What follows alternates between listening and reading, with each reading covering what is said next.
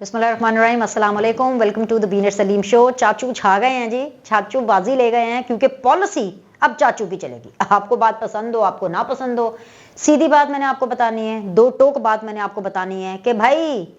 जो शहबाज शरीफ कह रहे हैं पार्टी में वही होगा, नून लीग का वही बयानिया होगा और वो बयानिया है मुफाहमत का। इसकी तफसीलात मैंने आपको बतानी है। नवाज शरीफ साहब ने आना ही है, जाहिर सी बात है, अब तो 21 अक्टूबर फाइनल है, तो ठीक है आ जाए, आके अपना शौक पूरा कर ले। मतलब हमें तो उनका बड़ा इंतजार था, पहले आ जाते नवाज शरीफ साहब तो हालात कुछ और होते, उनकी सुनी जाती पार्टी में, लेकिन अब आ रहे हैं तो उनका प्लान भी सामने आया है और उनका टिकट वगैरह तो मैंने आपको पहले बता दिया था कि उन्होंने इत्तेहाद एयरवेज से आना है, लेकिन उनका प्लान भी सामने आ गया, वो प्लान भी मैं आपको बता दूंगी। इसके अलावा जाहिर बात है वो आ रहे हैं तो उनकी लीगल टीम का भी कोई प्लान होगा, वो लीगल टीम का भी प्लान बता देती हूँ। इसके बाद ऑफ कोर्स यहाँ पे इस्तकबाल का भी प्लान होगा, तो वो इस्तकबाल का प्लान भी आपको बता देती हूँ। और उसके बाद एंड के ऊपर हम एक छोटी सी दरखास्त करेंगे, नवाज शरीफ ताहयात कायद से नहीं, PMLN के बाऊजी से हम करेंगे, उन बाऊजी से जिनकी लेगेसी जो है वो सिर्फ पार्टी है।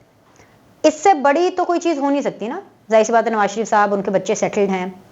अगर आज कुलसूम नवाज साहिबा जिंदा होती, हयात होती,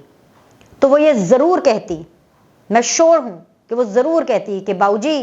अब बात इज्जत की है। एनीवेज जी, बात करेंगे सबके ऊपर, लेकिन फर्स्ट थिंग फर्स्ट, मुस्लिम लीग नून की लंदन में अहम मीटिंग्स हुई हैं और मीटिंग्स में इस्टेब्लिशमेंट से टकराव की पॉलिसी से गुरेज और पाकिस्तान के बड़े मसाइल के हल के लिए मिलकर चलने का फैसला किया गया। अब साबिक वजीर खजाना इसहाक डार साहब जो हैं वो लंदन में थे, उससे पहले ज़ाहिर है शहबाज शरीफ साहब भी लंदन में थे, तो लंदन में क़याम के बाद वो पाकिस्तान के लिए निकल चुके हैं, बल्कि इनफैक्ट बाय द टाइम ये वीडियो अपलोड होगी आई थिंक सो वो पाकिस्तान पहुंच चुके होंगे, अगर नहीं पहुंचे होंगे तो कुछ घंटों में वो पहुंच जाएंगे और वो दुबई से होते हुए जो है वो पाकिस्तान आ रहे हैं। तो शहबाज शरीफ और इसहाक डार ने लंदन में नवाज शरीफ से अहम मुलाकातें की हैं और नून लीग की क़यादत ने लंदन की मीटिंग्स में पार्टी बयानिए से मुताल्लिक अहम फैसले किए हैं। नवाज शरीफ को वतन वापसी और आइंदा की हिकमत अमली पर शहबाज शरीफ और इसहाक डार ने मशवरे दिए कि जबकि लीगी क़यादत जो है उनकी चंद अहम मीटिंग्स में मरीम नवाज साहिबा ने भी शिरकत की। और अगर मैं आपको लुब्बे लुबाब बताऊं तो मीटिंग्स में यह इत्तफाक किया गया है कि पार्टी मुस्तकबिल में, गौर से सुनना है, एक एक लफ्ज मोतियों में तोड़ने के बराबर है, इत्तफाक ये किया गया मीटिंग्स में कि जी मुस्तकबिल में पार्टी मौशी एजेंडे पर फोकस करेगी और इंतकामी सियासत से गुरेज करेगी। जराए ने बताया है कि इस्टेब्लिशमेंट से टकराव की पॉलिसी से गुरेज और पाकिस्तान के बड़े मसाइल के हल के लिए मिलकर चलने का फैसला किया गया, यानी कि पॉलिसी चाचू की चलेगी, शहबाज शरीफ की चलेगी और वो पॉलिसी है मुफाहमत की। मैं आपको ये भी बताऊं कि फोरम के ऊपर जहां पे जाहिर बताइए बैठ के मीटिंग करते हैं, कोई वीडियो लिंक से, कोई नाश्ते पर या जैसे भी, ये बात भी डिस्कस हुई है कि उन्होंने कहा कि भाई हमने तो इस्टेब्लिशमेंट से टकराव करके अपना भी नुकसान किया, मुल्क का भी नुकसान किया। अब देखें ना, इमरान खान आके मुल्क पर बैठ गया क्योंकि हम लोगों ने, यानी कि नून लीग ने, यानी कि नवाज शरीफ ने जो लड़ाई की इस्टेब्लिशमेंट के साथ, उसकी एक जगह क्रिएट हुई और उस जगह का फायदा इमरान खान साहब ने उठाया। अब देखें इमरान खान साहब की पार्टी, उन्होंने यानी कि इस्टेब्लिशमेंट ने, यानी कि फौजियों ने 6 महीने के अंदर अंदर जो है वो खत्म कर दिया है। तो लिहाजा अब हमें जो है अगर खुड्डे लाइन नहीं होना और अगर हमने पाकिस्तान को भी बचाना है, अपने आप को भी बचाना है, तो भाईजान बोलो पेंसिल, शाबाश आप भी बोले, बोलो पेंसिल, इनकलाब कैंसल, बोलो पेंसिल, बोलो शाबाश, बदला कैंसल, बोलो पेंसिल, फौज के साथ मुहाजराई कैंसल। ये सब कैंसिल हो गया, ये सब बिल्कुल कैंसिल हो गया। मुझे इससे कोई प्रॉब्लम नहीं है, मुझे तो तब भी प्रॉब्लम नहीं थी कि ये शुरू क्यों हुआ, क्योंकि नवाज शरीफ साहब ने जब ये बयानिया दिया कि जी वोट को इज्जत दो, और उससे भी पहले जो पैनामा का पूरा सीन चला, फ्रंट फुट पर आकर के दीदा दलेरी से, मेरे कैपिटल टीवी पर भी उस टाइम के शोज मौजूद हैं, मेरे न्यू टेलीविजन पर भी उस टाइम के शोज मौजूद हैं, मैंने फ्रंट फुट पर आकर के बहुत प्रेशर के बावजूद, बहुत जॉब थ्रेट के बावजूद, जॉब जाने की इस धमकियों के बावजूद, मैंने फ्रंट फुट पर आकर के ना सिर्फ इस चीज को एंडोर्स किया कि कोई भी जत्था लेकर के आकर के मुंतखब वजीर आजम को बाहर नहीं कर सकता,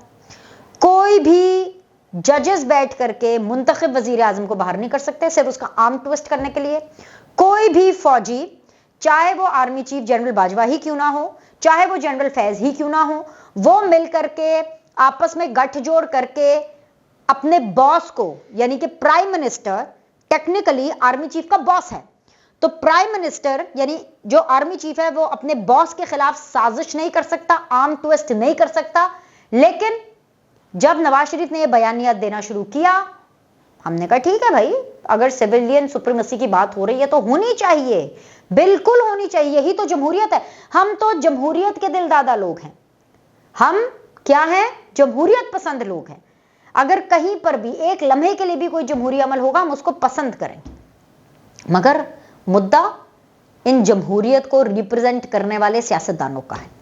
पिछले 16 महीने 13 महीने ये जो हुकूमत रही है, बेसिकली नून लीग के जिस चैप्टर की हुकूमत रही है, शहबाज शरीफ, ख्वाजा आसिफ, मरियम औरंगजेब, राना सनाउल्लाह, ये जितने भी आप मिनिस्टर्स इन सबके नाम लें, ये अगला जो इलेक्शन है ना वो इन्हीं लोगों को लड़ना चाहिए। बल्कि मैं आपसे ये रिक्वेस्ट करती हूं कि इस दफा मरियम औरंगजेब को भी रिजर्व सीट से हटाएं और मरियम औरंगजेब को टिकट देकर के इलेक्शन लड़वाएं। मरियम औरंगजेब से कहें कि वो हल्के में जाए और इलेक्शन लड़े। ख्वाजा आसिफ साहब आरटीएस बैठने पर या किसी चीज को बैठने बिठाने पर जो है वो आर्मी चीफ को फोन ना करे, इलेक्शन कमीशन को फोन करे, इलेक्शन कमीशन से मदद लें और जाकर के इलेक्शन लड़े। क्योंकि जब मीठा मीठा हप हप हो गया, अब कड़वा कड़वा थू थू की बारी है, तो नवाज शरीफ के खिलाफ नून लीग के अंदर साजिश हो रही है कि नवाज शरीफ को बाहर से बुलाओ, और बुला करके पहले तो नवाज शरीफ से उनके 4 साल सियासत छीनी गई, और फिर उसके बाद अब जो रही सही इज्जत है ना नवाज शरीफ की, उसकी भी लुटिया डबो दो कि जी ये लोगों को पता चल जाए कि सिर्फ एक अकेले इमरान खान नहीं थे जो यू टर्न लेते थे, वो तो नवाज शरीफ भी लेते हैं। बल्कि ये साबित करने की कोशिश की जा रही है नून लीग की अपनी जो पॉलिसी है, जो शहबाज पॉलिसी चल रही और अब यही चलेगी, ये जो चलाने की कोशिश की जा रही है वो सिर्फ इसीलिए की जा रही है ताकि लोगों को यह बताया जा सके कि अगर एस्टैब्लिशमेंट के साथ फौजियों को खुश करना है तो वो तो शहबाज शरीफ साहब इमरान खान से अच्छा कर लेंगे, और अगर यू टर्न लेना है तो हम यानी बाकी जो नून लीग है जिनकी पॉलिसी चल रही है वो नवाज शरीफ को इमरान खान से बड़ा और अच्छा यू टर्न लेना सिखाएंगे। ये तो लीडर्स हैं, ये तो सियासतदान हैं, और मैं ये समझती हूं कि नवाज शरीफ आखिरी लीडर हैं इस खित्ते के, क्योंकि जाहिर सी बात है उसके बाद तो लीडरी तो नहीं है, कॉम्प्रोमाइज है। मतलब शहबाज शरीफ को आप लीडर नहीं कह सकते, इमरान खान को तो आप बिल्कुल भी लीडर नहीं कह सकते। नवाज शरीफ एक्सपीरियंस्ड इस खित्ते के सीनियर पॉलिटिशियन और इस खित्ते के आखिरी, मतलब ये पाकिस्तान के आखिरी लीडर हैं, और अगर उनका अंजाम उनकी पार्टी ये करवाना चाहती है तो फाइन, हाँ, हमें क्या भाई, उनको प्रॉब्लम नहीं तो हमें क्या प्रॉब्लम है, हमने तो आपको खबर देनी थी। ठीक है, खबर मैंने आपको दे दी है। दूसरी चीज ये है कि नवाज शरीफ साहब जो हैं वो पाकिस्तान के लिए रवाना होंगे, बिल्कुल होंगे, और लंदन से वो जाएंगे सऊदी अरेबिया, वहां पर वो 5 रोज क़याम करेंगे। इस बीच में ऑब्वियसली वो सऊदी फैमिली से भी मुलाकात करेंगे और उम्रे की सादत हासिल करेंगे, क्योंकि जाहिर सी बात है लगभग 4 साल के बाद अगर वो वापस पाकिस्तान आ रहे हैं तो वो एक अच्छे शुभ काम करके आना चाहते हैं, विच इज़ उम्रा, और उम्रे से बड़ी सादत और क्या हो सकती है, वो करेंगे। उसके बाद जी वो दुबई जाएंगे, उम्रा किया 5 दिन सऊदी अरेबिया में रहे, उसके बाद वो दुबई जाएंगे। 1 दिन लगभग या 2 दिन आप कह लें, मैक्सिमम 2 दिन हो गए, तो 2 दिन बेसिकली वो दुबई में रहेंगे, क्योंकि एक दिन जिस दिन वो दुबई में पहुंचेंगे उस रात रहेंगे, और फिर अगले दिन जाहिर सी बात है और रात को शाम को उनकी फ़्लाइट है, और वो 20 तारीख को फ़्लाइट चलेगी, और 21 तारीख को जो है वो बेसिकली नवाज शरीफ साहब जो हैं वो दुबई से पाकिस्तान शाम को पहुंचेंगे, और उसके बाद मीनार पाकिस्तान जाएंगे, और फिर जा करके नवाज शरीफ अपनी पॉलिसी स्टेटमेंट देंगे। इसके अलावा अब ज़ाहिर बात है नवाज शरीफ साहब आ रहे हैं, तो फिर उसके बाद लीगल टीम ने भी तो कोई कार्रवाई करनी है ना, तो लीगल टीम ने ये कार्रवाई की है, जो मुझे पता चला है कुछ लोगों से बात करके, कि जो वो जमानत लेना चाह रहे हैं ना नवाज शरीफ साहब की, कि जी उनको अरेस्ट ना किया जाए, वो जमानत मेडिकल ग्राउंड्स पे लेंगे।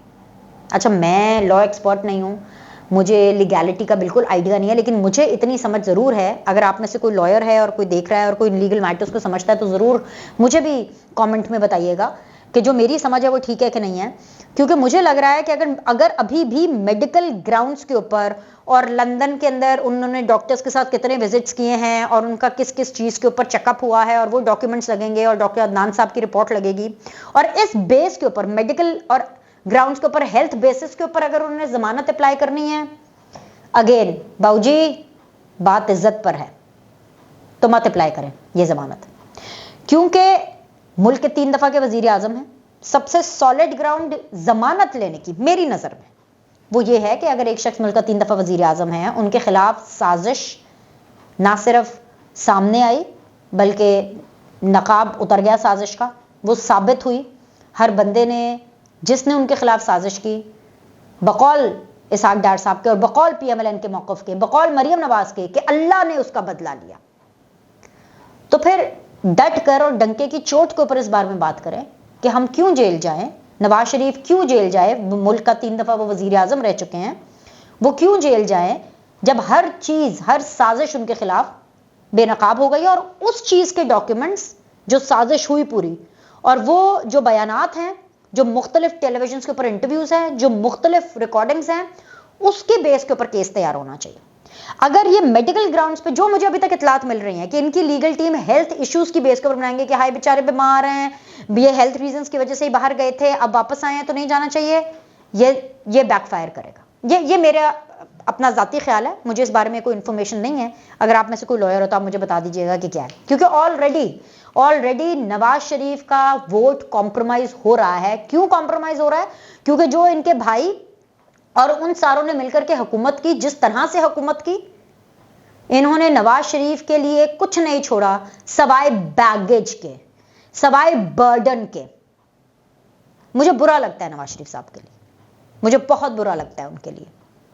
और मैं ये यकीन से कह सकती हूं कि आज उनको इस तनाजुर में सबसे ज्यादा अगर किसी की जरूरत है तो वो उनकी मरहूम बेगम कुलसूम नवाज है। क्योंकि जो नवाज शरीफ के अंदर भी जो एलिमेंट आता है ना, जो थोड़ा बहुत एलिमेंट उनके अंदर भी जब वो नजरियाती हुए थे और उसके बाद एक भरपूर एलिमेंट जमहूरियत का नजर आया, सिविलियन बालादस्ती का नजर आया, उसमें कुलसूम नवाज साहिबा का बहुत बड़ा हाथ है। और अगर आज कुलसूम नवाज साहिबा जिंदा होती तो ये जरूर कहती कि बाबूजी अब बात इज्जत की है। वहीं से बैठ करके नवाज शरीफ अनाउंस कर दें कि भाईजान मैंने इलेक्शन नहीं लड़ना, मेरी पार्टी मुल्क के अंदर मौशी तरक्की की तरफ बढ़ेगी, और लंदन बैठ करके वो ये अनाउंसमेंट कर दें, और उसके बाद आए पाकिस्तान, बेल मिलती है ठीक है, नहीं मिलती बेल तो चले जाएं कुछ दिनों के लिए जेल, कुछ फर्क नहीं पड़ेगा। इज्जत से बढ़ के कोई चीज नहीं होती, क्योंकि जब आपकी जो पूरी पार्टी है वो हारा हुआ लश्कर बन जाए, ये हारा हुआ लश्कर है कि आप उम्मीद करें कि फरिश्ते वोट करेंगे।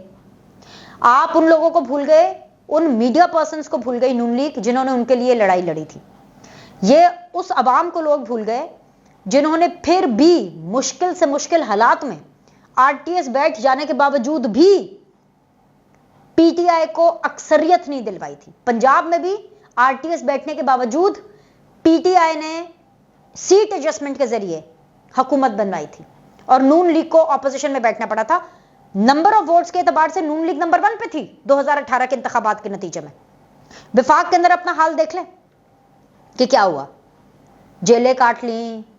डिस्क्वालिफिकेशन सह ली, सब कुछ कर लिया। तो भाईजान अब नवाज शरीफ साहब इनकी बल्ली क्यों ले? वो बल्ली जो इमरान खान की बुरी परफॉर्मेंस, PTI की बुरी परफॉर्मेंस ने की, नून लीग ने और ये आसिफ अली जरदारी साहब ने, ये पीपल्स पार्टी ने ली अपने ऊपर, अब वो बल्ली भी अब ये सब मिलकर के नवाज शरीफ साहब पर डालना चाहते हैं। 21 तारीख को आएंगे, 21 अक्टूबर को आएंगे, अपने बयानिया देंगे, और 21 अक्टूबर को आएंगे और पता नहीं क्या दूध और शहद की नहरें बहना शुरू हो जाएंगी। No no no no no no, wake up and smell the coffee. बात इज्जत की आप, तो इसलिए सोच लें। एनीवेज जी, तैयारियों पर आ जाएं। तैयारियां ये हैं कि जी मुख्तलिफ लोगों की ड्यूटियां लगाई गई हैं, मुख्तलिफ जगहों पर ड्यूटियां लगाई गई हैं। साद रफीक साहब हों वो रावलपिंडी के अंदर तमाम चीज़ें मैनेज करेंगे, जो राना मशहूद साहब हैं वो गुजरावाला के अंदर चीज़ें मैनेज करेंगे, जो साउद मजीद साहब हैं वो लाहौर में चीज़ें मैनेज करेंगे, इसके अलावा जो अयाज सादिक साहब हैं वो बहावलपुर में चीज़ें मैनेज करेंगे। सो बेसिकली हर एक की ड्यूटीज़ लगा दी गई हैं। जो खोखर साहब हैं, सैफ खोखर साहब, of course he is very rich man, he is a powerful man apparently. वो इसलिए क्योंकि वो तो क्लेम कर रहे हैं कि एक तारीख साज इस्तकबाल होगा। सब लोगों की ड्यूटियाँ लगाई गई हैं कि उन सब लोगों ने बंदे लेकर के आने हैं, मतलब ऑन एन एवरेज लाखों के हिसाब से। 10 लाख का फिगर उन्होंने पहले दिया था। अब खैर सिर्फ खोखर साहब अकेले कह रहे हैं कि वो तकरीबन लाख एक बंदा इकट्ठा कर लेंगे, अकेले खोखर साहब। तो जो बाकी 9 लाख है वो इधर उधर से लोग इकट्ठे करेंगे। लेट्स सी कि 21 अक्टूबर को हमें क्या मनाजिर देखने को मिलते हैं। लेकिन अभी तक जो खबरें आ रही हैं और अभी तक जिस तरह से चीज़ें चल रही हैं, वो यही बात हतमी है और ये बात तय है कि कोई जनरल फैज़, कोई जनरल बाजवा नहीं होगा, कोई जस्टिस खोसा, कोई जस्टिस साकिब निसार, कोई जस्टिस बंदयाल नहीं होगा। सिर्फ पैसा पैसा पैसा पैसा, मौशी तरक्की, सिर्फ ये चलेगा। इस परचम के साए तले हम एक हैं। हमें मुफाहमत की पॉलिसी आगे लेकर के चलनी है। और जी चाचू जी जिंदाबाद, चले आप भी कहें चाचू जी जिंदाबाद। प्यार से, मुफाहमत से, सबको साथ ले जा करके चाचू ने मैदान मार लिया। लाइक करें, सब्सक्राइब करें। आपसे अगली वीडियो में मिलते हैं।